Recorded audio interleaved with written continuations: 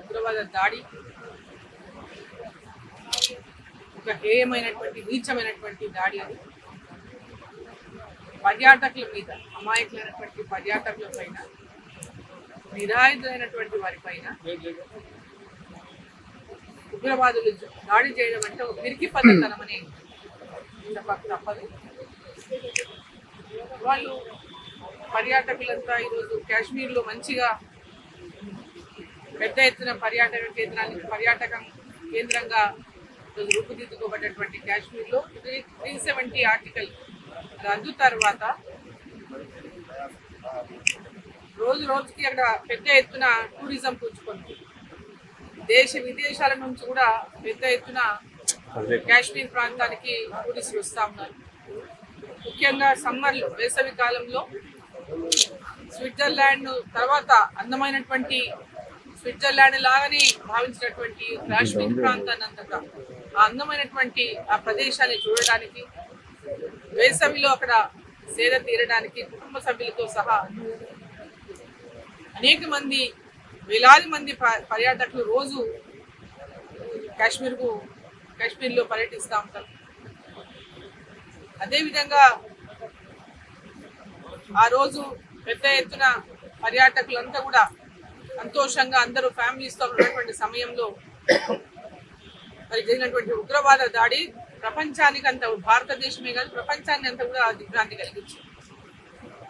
తలుచుకుంటేనే ఆ ఘటనను ప్రతి ఒక్కరికి కూడా రక్తం ఉడికిపోయేటటువంటి విధంగా ప్రతి ఒక్క భారతీయుడు ఈరోజు రక్తం ఉడికిపోయేటటువంటి విధంగా సంఘటన అందరం కూడా దాన్ని ఫీల్ అయినాం.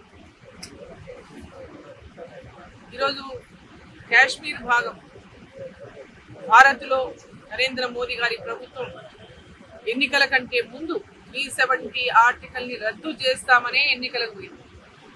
ప్రజలకు ఇచ్చిన హామీని నిలబెట్టుకుంటూ 370 ఆర్టికల్ని రద్దు చేసింది.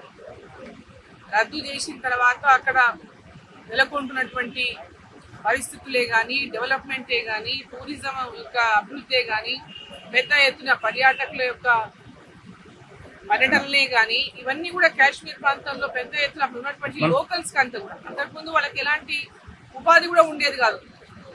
కాశ్మీర్లో అక్కడ ఇక్కడ అనేక సందర్భాలు జరుగుతున్నటువంటి దాడులకు అక్కడ ఉపాధి కూడా వాళ్ళకు దొరికేది కాదు.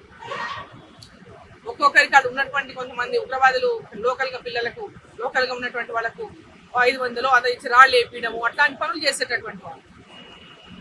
ఈరోజు పెద్ద ఎత్తున పర్యాటకులు రావడం ప్రారంభించిన తర్వాత భారతీయ జనతా పార్టీ 370 ఆర్టికల్ని రద్దు చేసి అక్కడ ఎన్నికలు నిర్వహించి ఒక ప్రభుత్వం ఏర్పాటయ్యి ప్రజలందరికీ కూడా డెవలప్మెంట్ అనేటటువంటి ఒక ఆలోచన కలిగించి పెద్ద ఎత్తున అభివృద్ధి చేస్తున్నటువంటి తరుణంలో ఈరోజు కాశ్మీరే కాదు భారతదేశం అంతా కూడా ఈరోజు ఒక ప్రశాంతమైనటువంటి వాతావరణంలో కాశ్మీర్ అభివృద్ధి చెందుతూ ఉంటే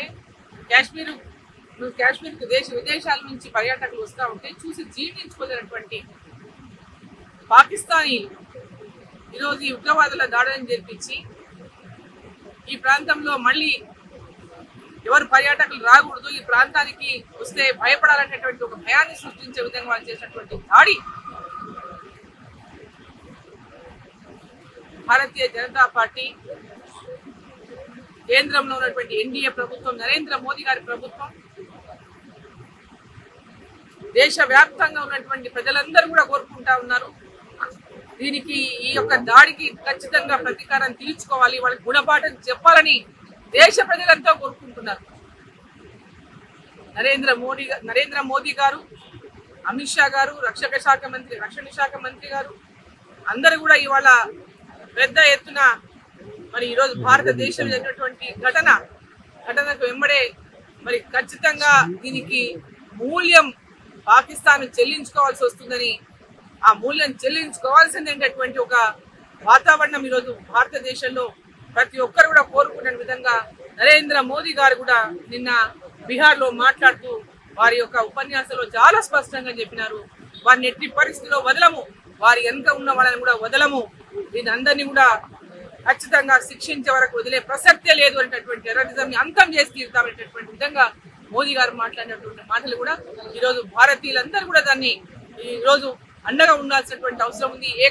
అందరూ పార్టీలు అనేక పార్టీలు కావచ్చు, పార్టీలకు అతీతంగా ఈ దేశం కోసం, దేశంలో మన భద్రత కోసం, మన రక్షణ కోసం, భారతదేశం యొక్క అభివృద్ధి కోసం ఇటువంటి ఉగ్రవాదుల దాడులను ప్రతి ఒక్కరూ ఖండించాల్సినటువంటి అవసరం ఉంది.